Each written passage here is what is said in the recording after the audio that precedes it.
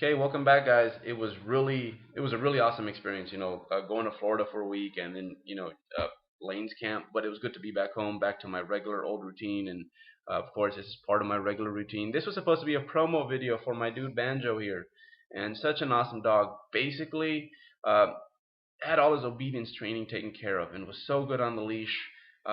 Just knew everything pretty much. And not only that, he was aesthetically a very pleasing dog. So wonderful dude. Doesn't need this promo video anymore because I think he lasted like 3 days in the shelter. Someone came and got him, and doesn't surprise me. So whoever got Banjo, dude, you are take care of this guy. And Banjo, good luck with your new gig. You're gonna do awesome. I know you will. But yeah, back to the gym. So kind of worked out perfectly in a way, kind of.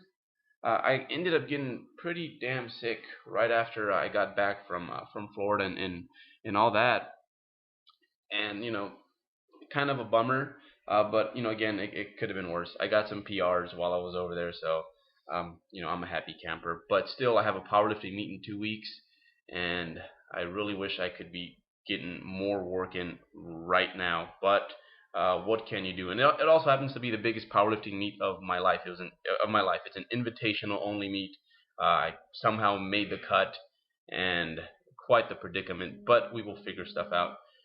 So yeah, I went to go cheer on my friend Brian at the gym, and at this point, I had just a slight head cold until I started moving, and it felt like my head was gonna explode.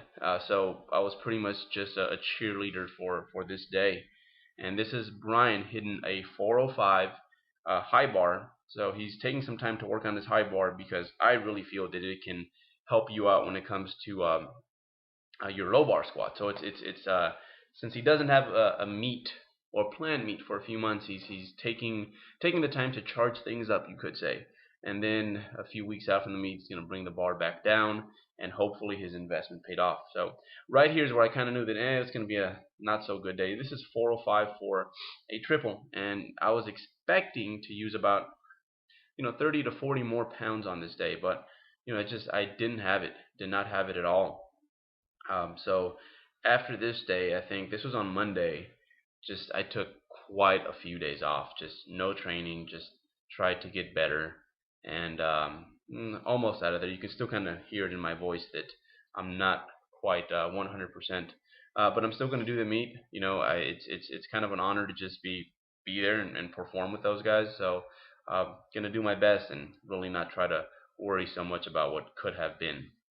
And this is his big PR here, 415 for a single. So he's never even done. I don't think he's done over 4 plates without knee wraps. So to have done it without knee wraps and with a high bar squat, that's some studly stuff. And this was his last PR of the day. So not bad for a 19-year-old, 180-pound kid. Brian Joel, 515 for a triple. Dude, you are a stud. Always seems to be on a roll, even though he doesn't think so. But yeah, that's one thing I really tried to bring back from the camp is that while the workouts were awesome, the presentations were awesome, the one thing that I think lingers the most is the fact that you're surrounded by all these overachievers.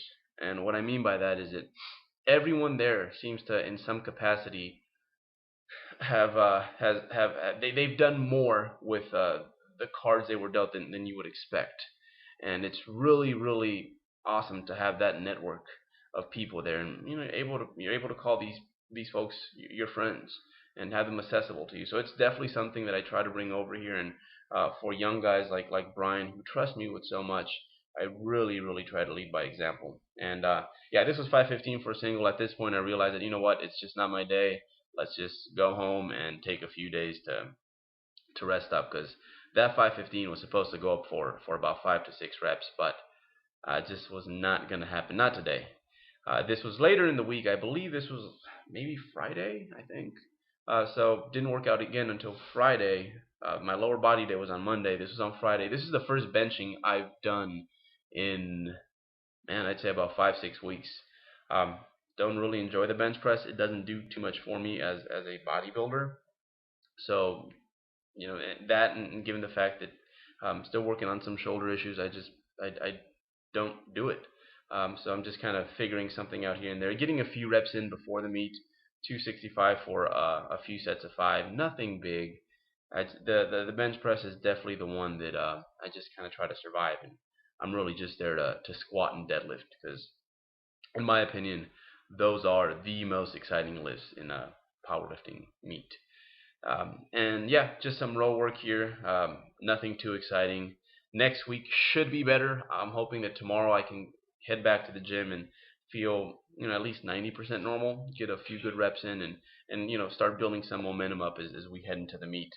And yeah, so just some rowing, and I wanted to just share something that I've been doing of late. I've had this infatuation with the mini bands, and you can see that they're attached there at the bottom, and they make movements on these kind of plate loaded machines feel so much more complete. But yeah, that's my week. Not much to say. Next week will be better, and hopefully we'll get some good squats and deadlifts in, maybe a bench press.